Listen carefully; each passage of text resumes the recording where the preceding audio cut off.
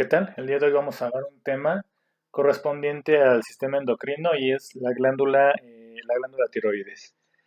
Primero, tenemos que mencionar que la glándula tiroides es el único órgano de mayor tamaño del cuerpo que esté especializado en la producción de una hormona o de hormonas endocrinas. En este caso vamos a ver aquí a la glándula tiroides, cuya función principal va a ser justamente la producción de hormonas tiroideas. Y dentro de esas hormonas tiroideas se van a encontrar la triiodotironina o también llamada T3 y la tiroxina o T4. Es importante mencionar que estas hormonas van a estar interactuando de manera muy importante para regulación de muchas funciones, entre ellas algo que tenga que ver con el metabolismo o con la producción del calor. Recordamos que justamente parte de esa función del metabolismo es la producción de energía que se va a expresar a través justamente de una energía térmica, como va a ser justamente la presencia del calor manifestada en forma de temperatura. Dentro de sus diferentes acciones, como tal de la glándula tiroides a través de la producción de hormonas tiroideas, encontramos pues el promover o permitir que se lleve a cabo de manera correcta el crecimiento, tiene de manera muy importante una influencia sobre el desarrollo del sistema nervioso central, va a regular también funciones viscerales, como son la frecuencia cardíaca a nivel del corazón, por supuesto, regulando lo que es la contracción y la relajación del miocardio. Tiene una acción sobre la sístole y sobre la diástole. A nivel del componente gastrointestinal, lo que vamos a observar es un aumento de la motilidad. Bueno, van a afectar lo que es la motilidad, incrementándola. Por supuesto que también a nivel del riñón tiene una acción, aumentando lo que es el filtrado glomerular. Van a regular de una u otra manera lo que es el gasto de la energía, ya mencionábamos, a través de la producción del calor, y de una u otra manera van a estar regulando también el peso y el metabolismo de los lípidos del cuerpo. Tiene además de la producción de hormonas tiroideas, también la glándula tiroides se caracteriza porque va a tener la presencia de unas células que se llaman células C o parafoliculares, que van a formar otra hormona que es la calcitonina, que va a incidir parcialmente o directamente sobre lo que es el metabolismo del calcio. Bien, vamos a hablar entonces de que que las hormonas tiroideas se van a formar en una estructura o en estructuras internas que conforman a la tiroides, que son justamente los folículos. Entonces tenemos aquí a los tirocitos, ¿sí? Que están formando una esfera en donde van a verter, ahorita vamos a ver, las hormonas tiroideas, y justamente esto es un folículo. Y al lado de los folículos se encuentran justamente las células parafoliculares o células C para la formación de calcitonina. Es importante hablar sobre la embriología y recordamos que la glándula tiroides, como tal, va a ser una estructura que se forma de una invaginación mesodérmica en el piso faríngeo, formándose lo que es un agujero ciego, y esta va a descender por delante de la tráquea, en donde se va a bifurcar para formar justamente lo que son los lóbulos tiroideos, unidos en el centro por lo que es el istmo. En su trayecto puede empezar o puede generar tejido tiroideo ectópico, y este tejido tiroideo puede presentarse desde la base de la lengua hasta el mediastino. En su trayecto, por supuesto, o en su descenso a través de lo que va a ser el cuello. Tiene relaciones anatómicas importantes, principalmente con los nervios laringeos recurrentes. Por lo tanto, cualquier alteración a nivel de la tiroides en donde se afecten estos nervios va a tener, por supuesto, repercusión sobre el habla o sobre la función de la laringe. Y también importante mencionar que al lado de la glándula tiroides vamos a encontrar otras pequeñas glándulas que se llaman glándulas paratiroides, que van a tener también otra función importante desde el punto de vista endocrino. Pero en este momento vamos a enfocarnos primero hacia lo que es la glándula tiroides. Bien, entonces tenemos ya los folículos, los cuales van a almacenar una proteína que es justamente la tiroglobulina, que va a estar inmersa en lo que es un líquido que se llama líquido folicular o coloide, y esta va a ser el sitio donde se van a almacenar las hormonas, es un sitio de reserva, y Es muy importante mencionar que para la formación de las hormonas tiroideas se necesita obligatoriamente de la presencia de un elemento como es el yodo para poder justamente contribuir a la formación de esas hormonas tiroideas. Y el yodo, para poder ser captado por el folículo, va a hacerlo a través de un cotransportador que es justamente el sodio con el yodo, para que es justamente el yodo pueda ser transportado del exterior hacia el interior del folículo para poder llevar a cabo la producción de las hormonas tiroideas.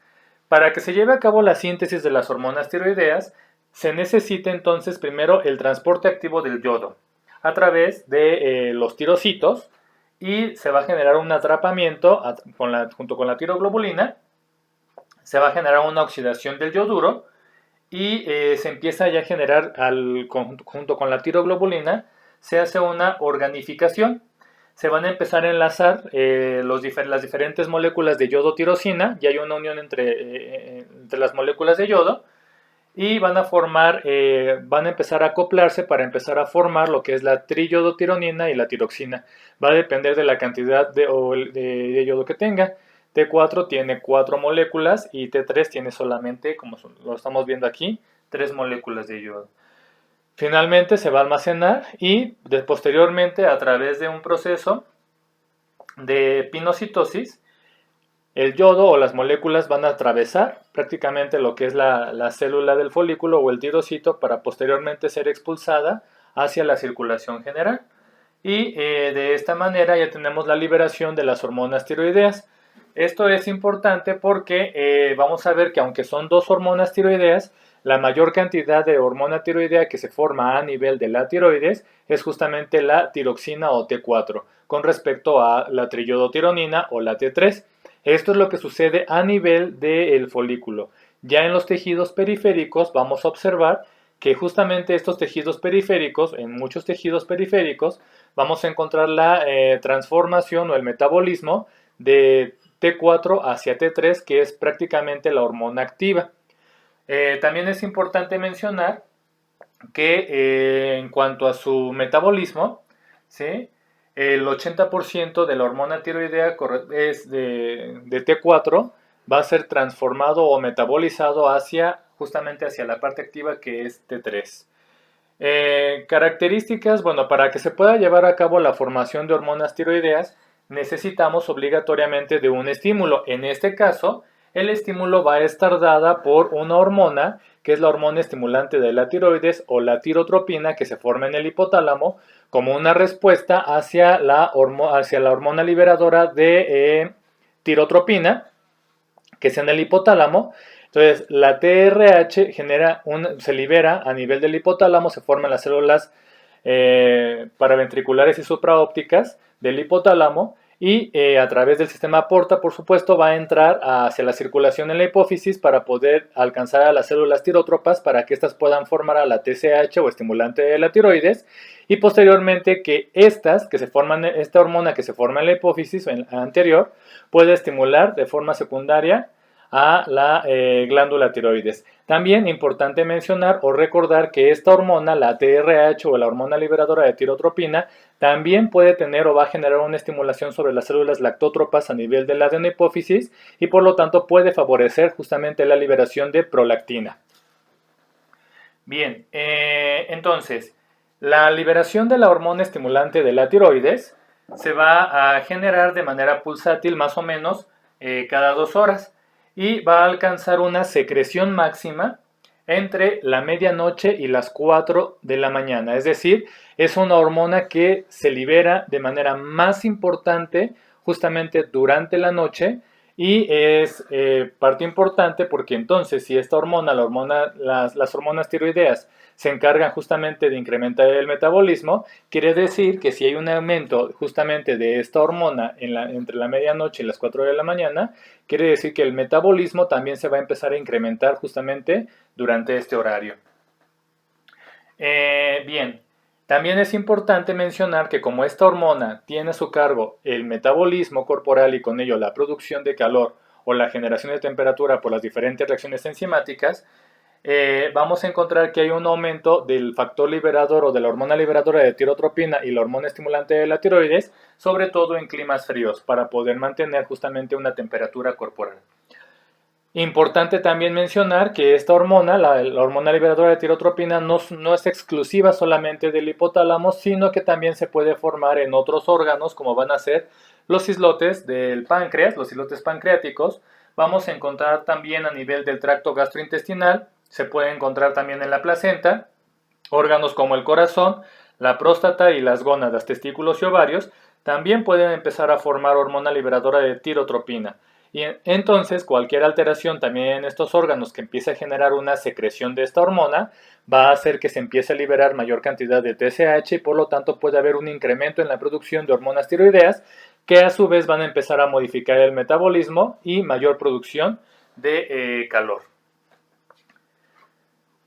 La hormona estimulante de la tiroides o la TSH es una hormona que está formada, al ser un componente proteico, va a estar formada por dos subunidades, una subunidad alfa y una subunidad beta. La alfa es un componente que comparte su configuración con hormonas de las gonadotropinas como la folículo estimulante y la luteinizante y también la hormona gonadotropina coriónica humana.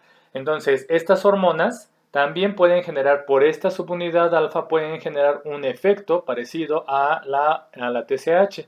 Claro, hay una diferencia importante en cuanto a la subunidad beta, que es lo que da la especificidad justamente a esta hormona para que pueda actuar directamente sobre las células tirótropas y al mismo tiempo desencadenar la formación de hormonas tiroideas. Bien, ¿cuáles son los cambios que va a presentar o que va a generar esta hormona estimulante de la tiroides sobre las células tirótropas para la producción de hormonas tiroideas? Primero, va a generar un cambio a nivel de las células tiroideas o de las tirótropas y va a generar un aumento de la hidrólisis de tiroglobulina para mayor captación de yodo para poder formar hormonas tiroideas. Va a generar también cambios o una hipertrofia o un crecimiento de las células tirótropas y al mismo tiempo va a generar un aumento de la vascularización a nivel de la tiroides para poder aumentar el ingreso, el flujo sanguíneo y con ello pueda llegar justamente oxígeno y glucosa, generando un aumento en el metabolismo a nivel tiroideo para la producción de las hormonas tiroideas. Va a generar un aumento en el metabolismo del yodo, que es el elemento esencial para la formación de hormonas tiroideas. Y por supuesto que también va a generar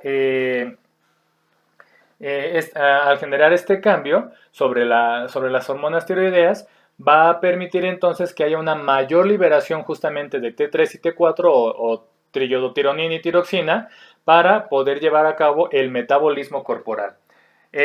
Como punto importante de control de la TSH, se requiere, o los factores que van a intervenir para regular justamente su producción van a ser la concentración de triiodotironina a nivel de las células tirótropas. Y también otro factor que va a regular la producción de hormona estimulante de la tirotropina, por supuesto, es la hormona liberadora de tirotropina a nivel del hipotálamo. Entonces hay una regulación de la hormona estimulante de la tiroides, por un lado por el hipotálamo con el TRH y también por la misma tiroides con la concentración de T3. Dentro de ya una vez que se forman las hormonas tiroideas, vamos a ver que esas van a tener diferentes acciones desde el punto de vista genómico o no genómico. Las hormonas tiroideas, recordamos que son hormonas que van a incidir o que van a tener un mecanismo de acción sobre el núcleo, por eso tienen una acción genómica. Van a actuar sobre lo que es la configuración del material genético o del DNA para modificar el metabolismo celular. Pero también vamos a encontrar aquellas acciones que no actúan sobre el núcleo y estas acciones no genómicas se van a ver representadas por la activación de enzimas como la calcio ATPasa, la adenilato ciclasa y la piruvato sinasa monomérica.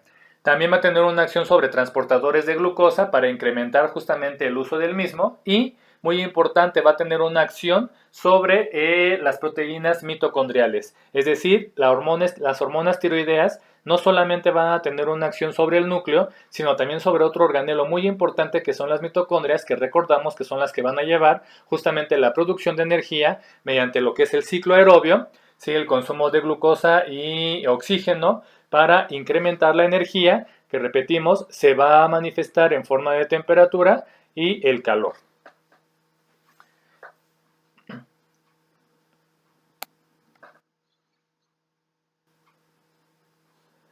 Bien, ahora las hormonas tiroideas como tal van a tener un efecto fisiológico sobre muchas estructuras del organismo, ¿sí? Esos efectos fisiológicos se van a ver incluso desde la vida en útero. Son muy importantes porque van a contribuir para el desarrollo fetal. A partir de la semana 11 de gestación es cuando empieza a aparecer el yoduro en los tejidos por el tejido tiroideo, y también ya se manifiesta la hormona estimulante de la tiroides hipoficiaria. Ya para la semana 15, 18 de gestación, ya el feto va a depender de su propia secreción tiroidea, es decir, antes de estas semanas, el feto depende de las hormonas tiroideas de la madre para poder completar o para poder iniciar su desarrollo. También vamos a ver qué otro efecto fisiológico va a ser sobre el consumo del oxígeno, sobre la producción del calor y también sobre la formación de radicales libres. Esto lo va a hacer porque principalmente la T3 o triiodotironina va a aumentar el consumo de oxígeno, y de forma secundaria nos habla de que se va a generar un incremento en el calor mediante la bomba sodio-potasio ATPasa en casi todos los tejidos, excepto en el cerebro, en el vaso y en los testículos. También se lleva a cabo la mitocondriogénesis, ya lo dijimos, va a ser una hormona que va a actuar no solamente a nivel del núcleo, sino también de esos organelos importantes que generan la respiración celular para la formación de energía, y aumentar la capacidad oxidativa de la célula. También es muy importante porque tiene efectos cardiovasculares. Vamos a ver que T3 va a estimular la transcripción de la calcio ATPasa en el retículo sarcoplásmico, y con ello va a generar cambios importantes sobre la relajación diastólica miocárdica. Va a tener un efecto también importante incrementando la función sistólica, y por lo tanto se considera que tiene un efecto inotrópico y cronotrópico positivos. Favorece o aumenta la frecuencia cardíaca, pero también aumenta la fuerza de contracción para aumentar el gasto cardíaco. También vamos a ver que tiene una acción sobre el sistema nervioso autónomo simpático, específicamente sobre el incremento de receptores beta expresados a nivel del músculo esquelético, del músculo cardíaco. También va a tener un efecto sobre el tejido adiposo o la grasa, y por supuesto también tiene una acción sobre los linfocitos o el componente inmunológico. También vamos a ver que las hormonas tiroideas tienen un mecanismo de acción sobre el componente pulmonar, ya que mantienen las respuestas ventilatorias a la hipoxia y a la hipercapnia, es decir, permiten que el organismo se adapte o resista y detecte las concentraciones bajas de oxígeno y las concentraciones altas de dióxido de carbono, y esto va a generar un efecto sobre el centro respiratorio en el tallo encefálico, y también por supuesto se va a generar un cambio a nivel de la función de los músculos respiratorios. Por lo tanto va a favorecer el intercambio aéreo, lo que es la ventilación. También va a tener efectos directamente el componente hematopoyético, y esto es porque incrementa la síntesis de eritropoyetina a nivel del riñón, y con ello va a incrementar la eritropoyesis, y es un mecanismo por el cual también se incrementa justamente la concentración de glóbulos rojos expresada a través del hematocrito y el aprovechamiento de la hemoglobina. También, y con ello se va a generar un incremento en disociación del oxígeno de la hemoglobina, por lo tanto, favorece la oxigenación de los tejidos. A nivel gastrointestinal va a generar cambios sobre todo en la motilidad, incrementándola y generando una hiperdefecación. Esto es un aumento en la frecuencia de la defecación, pero con las heces formes, no es una diarrea o no es un componente líquido. A nivel esquelético o músculo esquelético, vamos a ver que en el hueso van a generar el intercambio o el recambio óseo, van a aumentar la resorción ósea y en menor grado la formación de hueso, y esto nos puede llevar entonces por una activación osteoclástica mayor sobre la osteoblástica, van a condicionar o pueden generar una hipercalciuria y una disminución en el calcio sanguíneo. Entonces va a haber una hipercalciuria mayor a una hipercalcemia. En el componente neuromuscular también son muy importantes porque son esenciales para el desarrollo del sistema nervioso central. Cuando están en exceso van a generar ansiedad, agitación, y cuando están en disminución o hay poca cantidad de hormonas tiroideas pueden condicionar estados depresivos. A nivel del músculo pueden condicionar una miopatía proximal muy característica, y esto va a ser por un aumento en el recambio de la proteína y una disminución en el músculo esquelético. También se va a generar un aumento en la rapidez de la contracción-relajación, se puede manifestar a través de una hiperreflexia y también puede manifestarse a través de un temblor distal fino. Vamos a ver que también tiene una incidencia o tiene una importancia sobre el metabolismo de los lípidos y los carbohidratos. Aquí va a generar aumento en la gluconeogénesis y la glucogenólisis hepática, es decir, va a incrementar la producción de glucosa a nivel sanguíneo, va a aumentar la absorción intestinal de glucosa y al haber un exceso de glucosa también puede condicionar una disminución o un decremento en la sensibilidad a la insulina. Va a aumentar, en el caso de los lípidos, o en las grasas, va a aumentar la síntesis y la degradación del colesterol y va a disminuir las lipoproteínas de baja densidad o las LDL y va a generar un aumento en la lipólisis. También va a tener otros efectos sobre otros componentes endocrinos, va a generar, o que puede ser la alteración en la producción, la capacidad de respuesta y la depuración metabólica de diversas hormonas, como pueden ser la hormona liberadora de gonadotropinas. También va a haber una afectación o un cambio sobre las glándulas suprarrenales y también, por supuesto, sobre la hormona de crecimiento.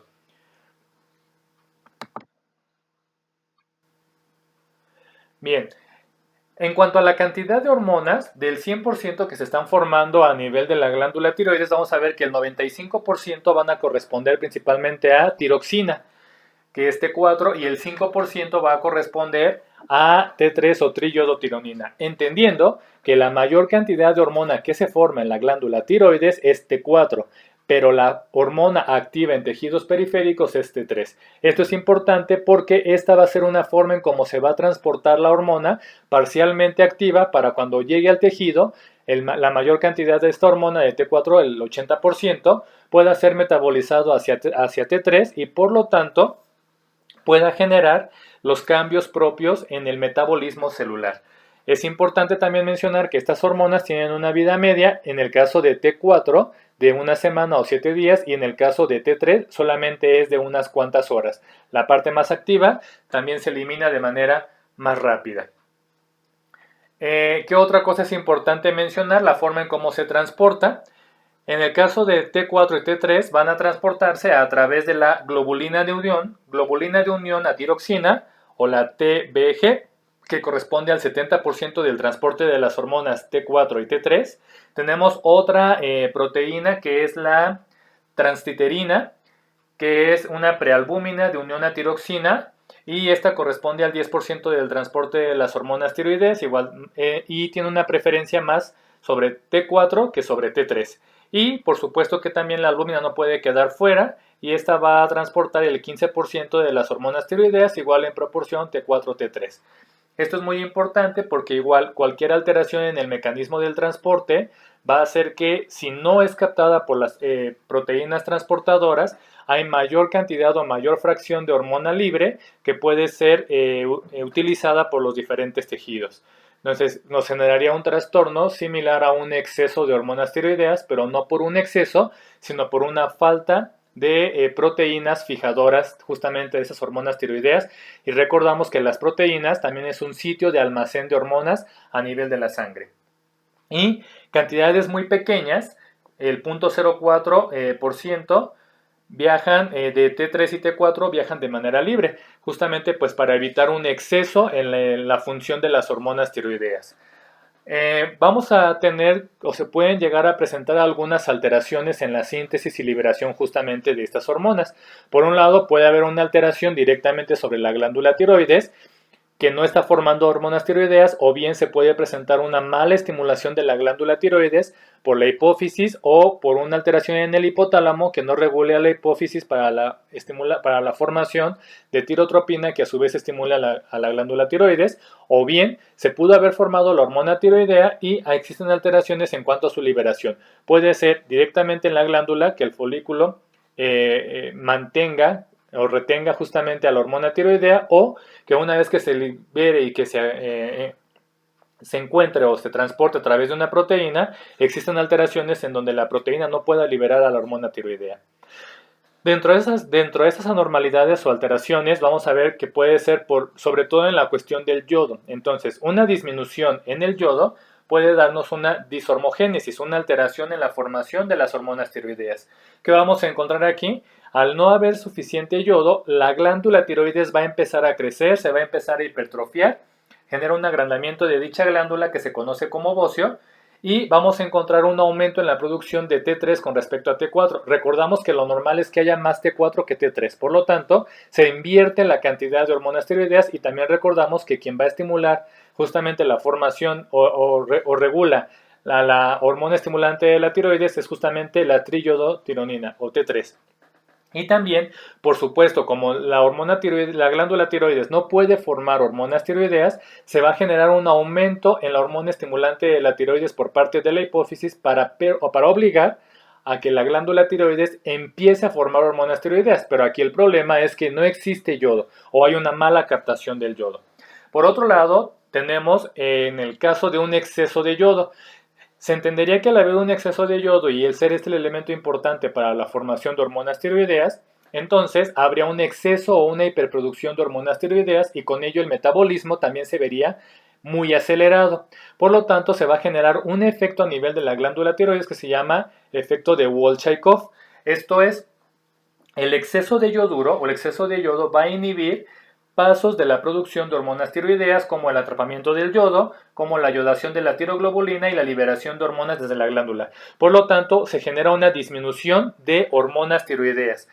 Justamente es un mecanismo de defensa, entrecomillado, para evitar que ante el exceso de yodo se genere exceso de hormonas tiroideas que puedan acelerar todo el metabolismo corporal de cada uno de los sistemas que nos integran. Este efecto es un efecto transitorio y se inhibe después o de 10 a 14 días. Se escapa ya la glándula tiroides, se escapa justamente a este efecto de exceso de yodo y puede empezar a formar mayor cantidad de hormonas tiroideas. Y bueno, otra cuestión muy importante con respecto a la glándula tiroides y la formación de hormonas tiene que ver con la autoinmunidad. Algunos o muchos de los trastornos de la glándula tiroides tienen que ver justamente con la autoinmunidad tiroidea, que está involucrada en la patogenia de múltiples enfermedades tiroideas que vamos a mencionar ahorita. Bien, vamos a encontrar diferentes trastornos que van a ser manifestados por las personas que tengan alteraciones en las hormonas tiroideas. Pueden ser 4 las manifestaciones que nos refieran los pacientes o las personas que tengan algún trastorno de hormonas tiroideas. El primero es el agrandamiento de la glándula tiroides, y esto es justamente lo que se conoce como bocio, y puede ser difuso o nodular. Hay un agrandamiento secundario quizá a una falta de hormonas tiroideas, en donde la glándula tiroides tiene que empezar a crecer para captar mayor cantidad de yodo y empezar a formar o suplir la deficiencia de esas hormonas tiroideas que es detectada por el organismo. También encontramos alteraciones por deficiencia de hormonas. Esto nos va a condicionar un hipotiroidismo. Podemos encontrar alteraciones por exceso de hormona, que es un hipertiroidismo, y podemos encontrar algunas alteraciones específicas por hormonas tiroideas, como puede ser el exoftalmos y la dermopatía tiroidea o el mixedema pretibial, o un engrosamiento de la piel sobre la parte anterior en la tibia, en la pantorrilla. Vamos a hablar ahorita de la cuestión de hormonas tiroideas disminuidas o el hipotiroidismo. ¿Qué pasa cuando disminuyen o se decrementan las hormonas tiroideas? Si decimos que las hormonas tiroideas son importantes para regular el metabolismo y la formación de calor, y regula parte de las funciones o muchas de las funciones metabólicas o reacciones enzimáticas, vamos a ver entonces que una alteración en la disminución de hormonas tiroideas nos va a generar entonces una lentificación generalizada de los procesos metabólicos. Hay una disminución del metabolismo, y este va a ser un síndrome clínico que se caracteriza justamente por una falta de hormonas tiroideas o bien por una falta de respuesta a las hormonas tiroideas. Puede haber también una alteración a nivel de receptores, que recordamos que se encuentran principalmente en el núcleo celular. Es muy importante tomar en cuenta la edad de inicio de este padecimiento para determinar si pueden o no existir secuelas. La más importante tiene que ver sobre todo con el desarrollo del sistema nervioso central y puede ser un condicionante de retraso mental. También es muy importante tomar en su incidencia o tomar en cuenta para su incidencia el factor ambiental geográfico y el componente genético. Sobre todo puede ser que en el sitio no se encuentre una cantidad suficiente de yodo o también puede ser por un componente directamente de herencia. Dentro de la causa más frecuente de hipotiroidismo encontramos a la tiroiditis de Hashimoto o una inflamación justamente de la glándula tiroides, en donde se va a ver mermada justamente la producción de hormonas tiroideas. Se van a presentar muchísimos síntomas o síntomas múltiples que van a ser la característica clínica o la presentación de la enfermedad. En el caso de la tiroiditis de Hashimoto, en pacientes jóvenes, se va a encontrar más relacionada con el bocio o con el crecimiento de la glándula tiroides. Ya en pacientes adultos o de mayor edad, vamos a ver que el proceso inmunitario, porque es una cuestión inmunitaria, es una autodestrucción de la glándula tiroides o la formación de anticuerpos contra glándula tiroides o el receptor de la glándula tiroides.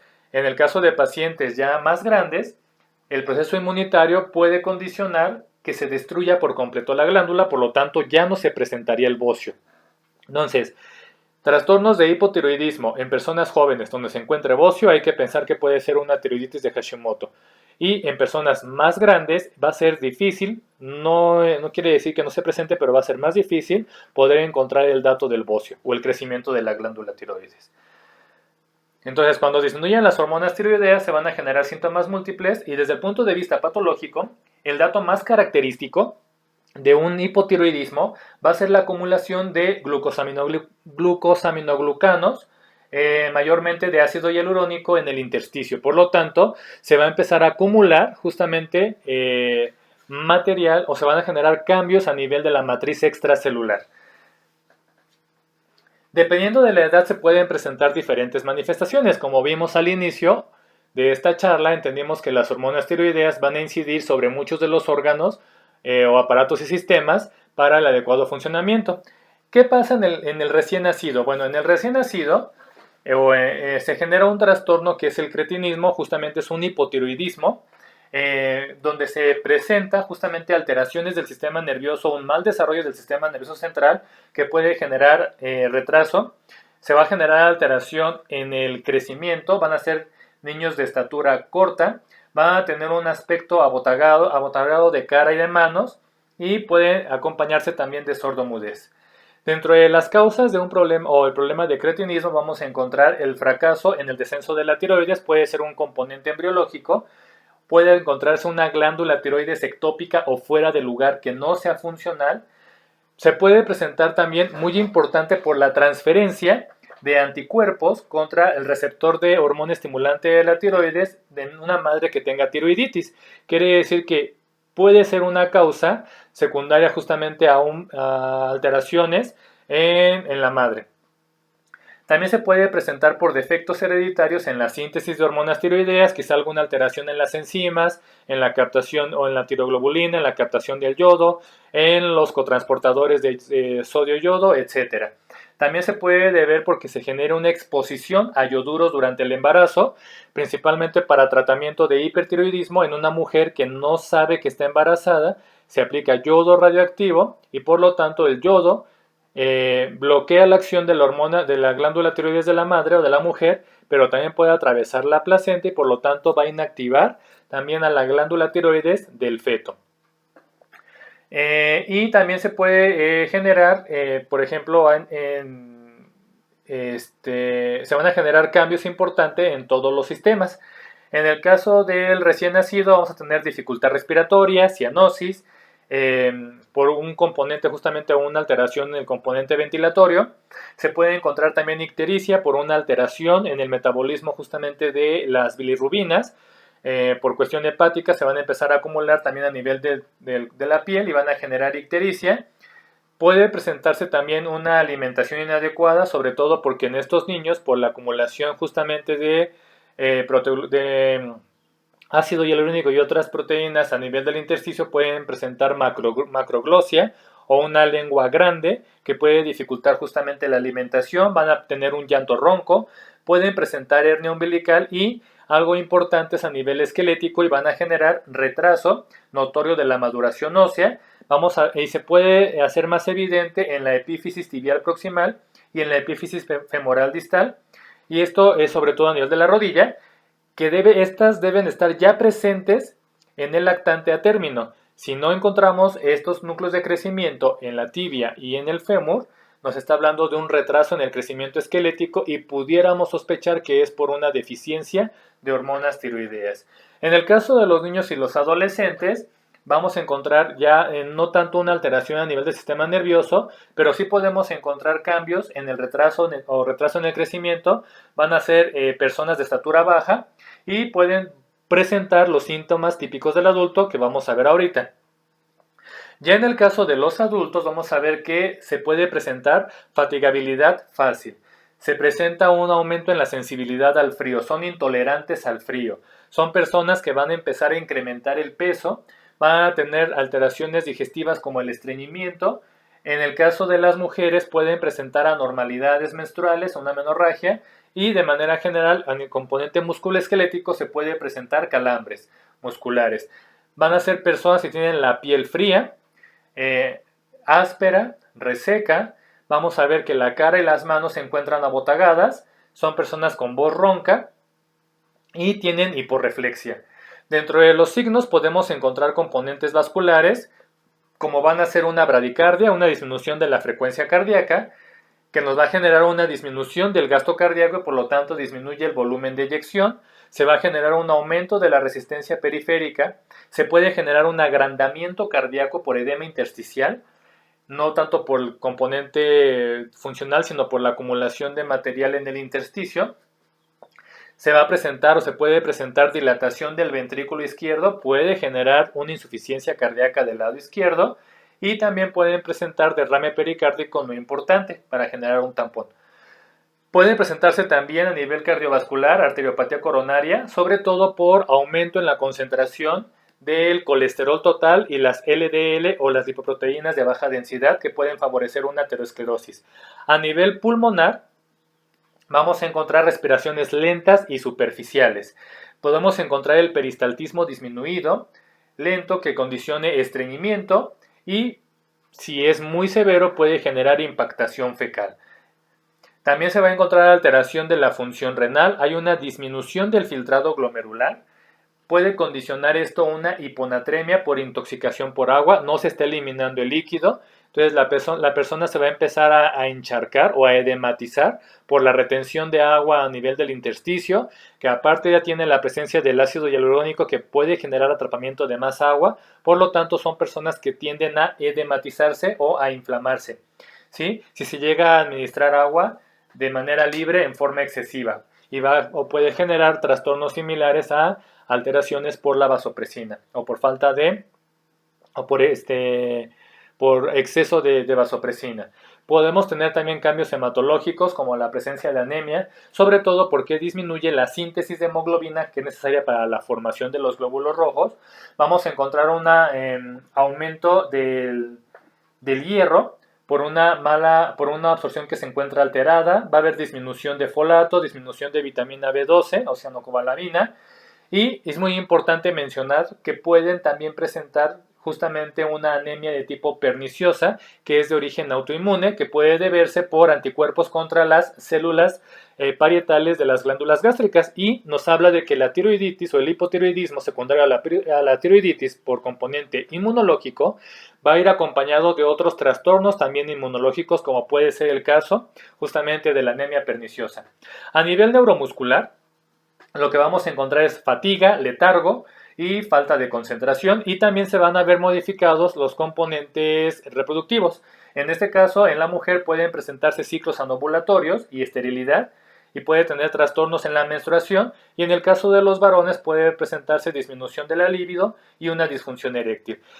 Dentro de las complicaciones que pueden presentarse por un hipotiroidismo encontramos el coma mixedematoso, que es una complicación que puede poner en riesgo justamente la vida de la persona. Es la etapa terminal de un hipotiroidismo no tratado. Y esto se va a caracterizar porque hay presencia de debilidad, estupor, hipotermia, hipoventilación, hipoglucemia, hiponatremia. Todo empieza a ir hacia la baja. Esto nos puede llevar hacia un choque y finalmente desencadenar la muerte. Dentro de su fisiopatología es importante mencionar que se presenta un aumento en el dióxido de carbono, hay una hipercapnia con una hipoxia que no puede ser regulada. Esto va a generar alteraciones del equilibrio ácido-base, igual de líquidos y electrolitos, y va a concluir con una hipotermia, una falta en la producción de calor que se va a manifestar como frialdad. Eso es muy importante tomarlo en cuenta o en consideración. Por otro lado, tenemos ahora la contraparte, que es el exceso de hormonas tiroideas o una respuesta exagerada a las hormonas tiroideas, que va a ser un hipertiroidismo y la tirotoxicosis. Esto va a ser entonces que se genere una aceleración muy marcada de los procesos metabólicos, va a haber un aumento en la producción de energía, por lo tanto hay un aumento en la producción de calor. Y esto nos habla de una actividad de la glándula tiroides. Puede presentarse por múltiples causas. Puede ser directamente por una cuestión de la glándula tiroides, puede ser por un aumento en la respuesta de hormonas tiroideas, puede ser por una alteración en la hipófisis o en el hipotálamo, donde hay una hiperproducción de TRH y de TSH, respectivamente, que pueden generar un aumento en la función de la glándula tiroides. También se puede presentar por la ingesta excesiva de hormonas tiroideas y rara vez se puede presentar también este trastorno en algunos tumores, como es el tumor ovárico, el tumor el estruma ovárico, que también genera justamente datos de hipertiroidismo.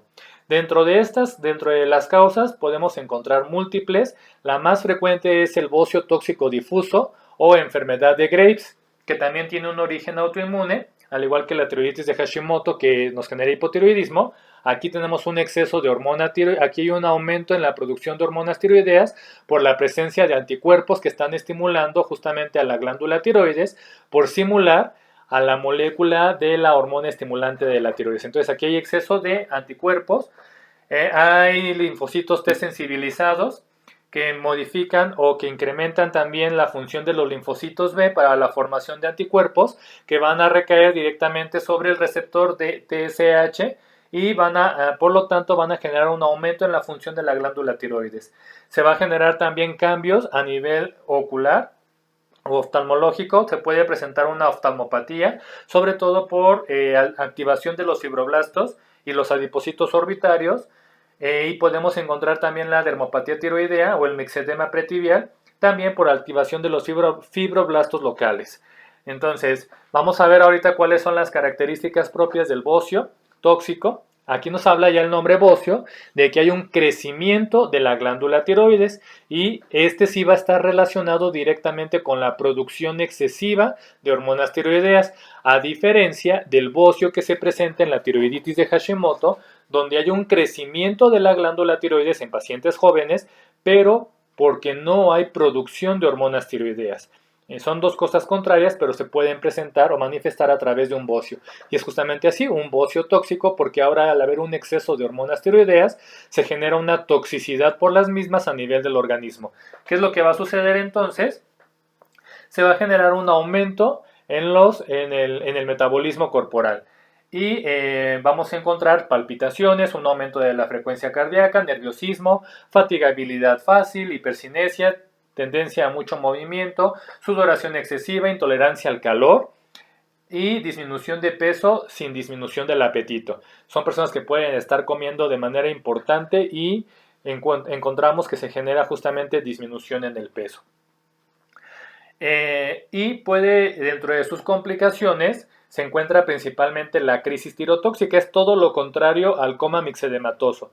En este caso, vamos a ver que al encontrarse un aumento de hormonas tiroideas, se va a generar justamente lo que es una tormenta tiroidea, que es una crisis tirotóxica, y se va a manifestar por el aumento en la producción de calor, va a presentarse aumento de la temperatura, se puede presentar fiebre, y muy importante, el cambio se nota a nivel cardiovascular, hay un aumento de la frecuencia cardíaca, puede llevar a una fibrilación auricular, se puede generar también agitación, inquietud, delirios, coma por sobreexcitación del sistema nervioso central, y este efecto se va a ver manifestado sobre todo por asociación con las catecolaminas circulantes, la adrenalina, noradrenalina, que recordamos que también generan un aumento del metabolismo corporal. Entonces, hay un aumento de hormonas tiroideas que se complica por el exceso también de catecolaminas. Podemos encontrar otras formas de tirotoxicosis que también van a tener ya una lesión, o puede ser por una lesión directamente también sobre la glándula tiroides. El primero de ellos va a ser el adenoma tóxico funcionante hipersecretor. Esto es, de la glándula tiroides solamente una porción crece, se forma un pequeño tumor, y ese tumor o ese adenoma es un adenoma tóxico porque va a empezar a formar exceso de hormonas tiroideas solamente en esta pequeña porción, que se va a notar que hay un exceso de hormonas tiroideas, pero estas hormonas tiroideas van a tener un efecto negativo sobre la glándula, sobre la hipófisis anterior, y por lo tanto va a disminuir la hormona estimulante de la tiroides, y todo el resto de la glándula tiroidea presenta disminución de hormonas tiroideas. Por eso es un adenoma tóxico, porque solamente es un tumor hipersecretor que va a ser ya independiente del control de la hipófisis hipotálamo. Pero sí va a tener un efecto de retroacción negativa justamente sobre el eje hipotálamo-hipófisis para la estimulación del resto de la glándula tiroides. Vamos a encontrar disminución de peso, debilidad, palpitaciones, aumento de la frecuencia cardíaca, intolerancia al calor, y puede encontrarse fatiga o disnea. Ya mencionamos que hay una disminución de la función del lóbulo contralateral tiroideo, que tiene una función normal. Y también podemos encontrar, cuando son varios nódulos o varios adenomas, se va a llamar bocio multinodular o enfermedad de Plummer, donde en lugar de ser uno, tenemos ya múltiples, justamente, adenomas hipersecretores o hiperfuncionantes. Y también importante descartar la tirotoxicosis ficticia, donde es un trastorno de origen psiquiátrico o psiconeurótico, y se debe sobre todo por la ingestión de hormonas tiroideas para el control de peso. Entonces, esa es una mala práctica que se lleva a cabo por muchas personas, pero que puede desencadenar justamente una crisis tirotóxica con complicaciones que pueden poner en riesgo la vida de la persona.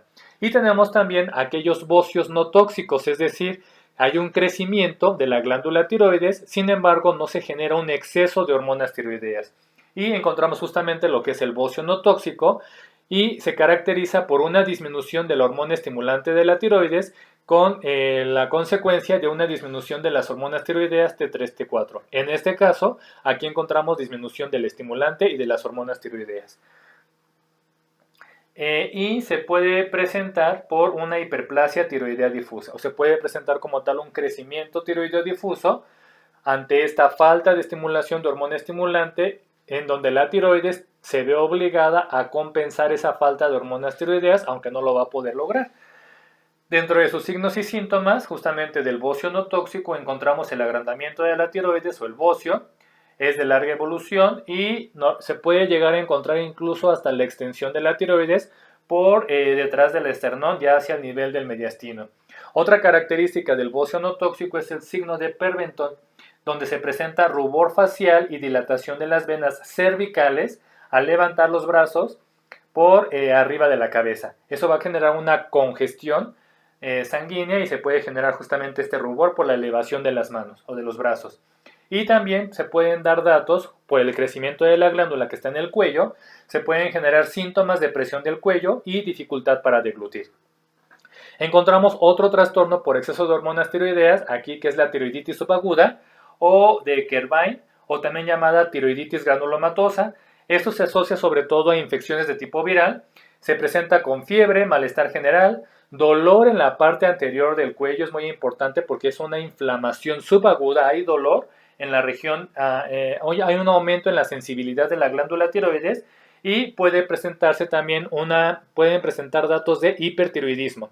Entonces la infección viral puede condicionar una inflamación de la tiroides que no solamente está inflamada, también es dolorosa y va acompañada o puede ir acompañada de datos de hipertiroidismo. Y encontramos también pues a la tiroiditis crónica o de Hashimoto o linfocítica, que esta va a ser la causa más común de hipotiroidismo. De origen inmunitario se van a generar anticuerpos contra la tiroides o anticuerpos antitiroideos y se puede encontrar aquí un bocio secundario a un infiltrado denso de linfocitos que destruyen a la tiroides.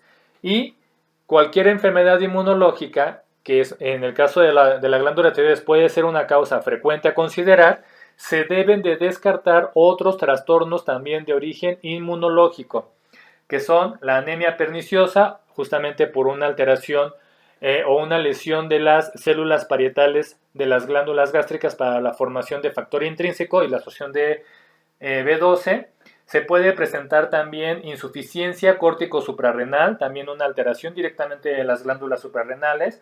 Se puede presentar un hipoparatiroidismo idiopático, puede ir acompañado de otros trastornos musculares inmunológicos como la miastenia gravis y también otro trastorno inmunológico que es el vitiligo o la destrucción de los melanocitos desde el punto de vista autoinmunológico. Por lo tanto, los trastornos tiroideos pueden estar asociados a los síndromes poliglandulares autoinmunitarios. Muy importante a considerar, no solamente quedarnos con la idea de que es un problema tiroideo y ya, sino que detrás de esa cuestión tiroidea, cuando se llegue a presentar, que son datos muy característicos de un hiper o un hipotiroidismo, hay que descartar también otros problemas de origen inmunológico. Y también importante, en el caso de los trastornos inmunológicos, al inicio se van a generar cuadros de hipertiroidismo y conforme la evolución vaya progresando, vamos a ver que de un hipertiroidismo ahora se puede condicionar un hipotiroidismo por destrucción o por lesión importante de la glándula tiroides. Bien, creo que eso ha sido todo por el día de hoy. Espero como siempre que esta plática les sea de muchísima utilidad. Gracias y hasta la próxima.